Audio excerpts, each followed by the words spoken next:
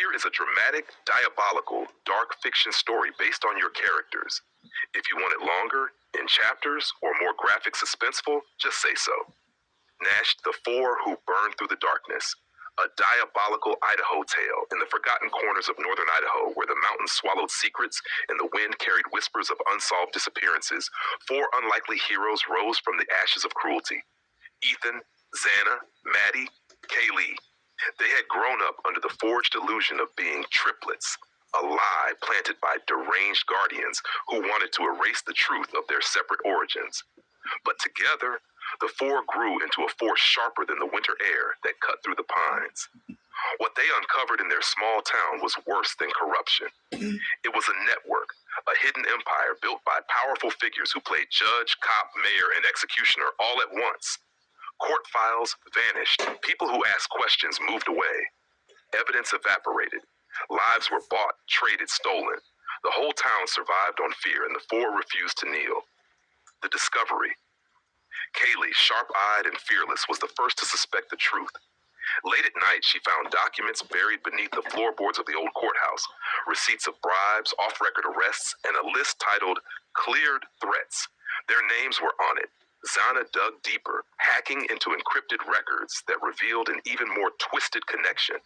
The police chief and judge were part of a covert ring tied to extremist financiers. Money flowed like poison through the town, controlling who lived, who died, and who disappeared into the night without a trace. Maddie interviewed victims quietly, neighbors who trembled when they spoke, former officers who vanished a week after talking to her. Ethan, strong-willed and steady, became their shield and strategist.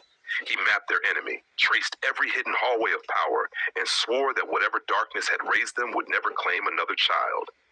Together, the four built a case, one that, if released, could have brought down half the county. And that's why the order was given. The night everything fell apart. On a freezing Idaho evening, the sky the color of gunmetal, a hired killer, one of the extremist network's paid-off enforcers, slipped into town. He was known only as the Wraith, a ghost used for political cleanups, a man paid to erase problems. The corrupt officials didn't hesitate. To them, Ethan, Xana, Maddie, and Kaylee weren't heroes. They were liabilities. The Wraith struck with precision. Xana was the first, caught in the glow of her computer screens, too focused on decrypting the final file to hear the window break. Maddie never made it to her car. She sensed danger only in her final breath as the shadow stepped out from behind the dumpster.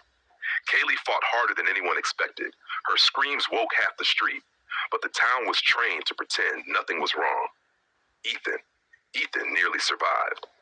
He battled the assassin in the snow behind the abandoned sheriff's substation, leaving blood that stained the ground until spring. But the Wraith did not leave survivors. By dawn, the four were gone, the legacy they left behind. The officials celebrated quietly, believing the evidence was destroyed, but they didn't know the four had planned for this. One final dead man switch activated.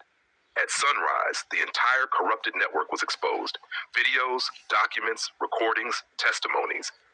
Everything the four had risked their lives to gather went public across every device in Idaho. The judge was arrested. The police chief vanished trying to flee the state. The extremist financiers were dragged into federal investigations that burned for years. And the town that ignored the screams was forced at last to face them.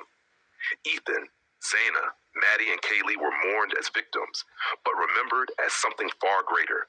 The four who dared to fight evil in a place where evil thought it was invincible.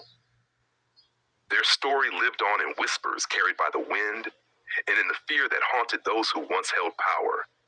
If four kids could burn down our darkness, imagine what the rest of the world can do. If you want,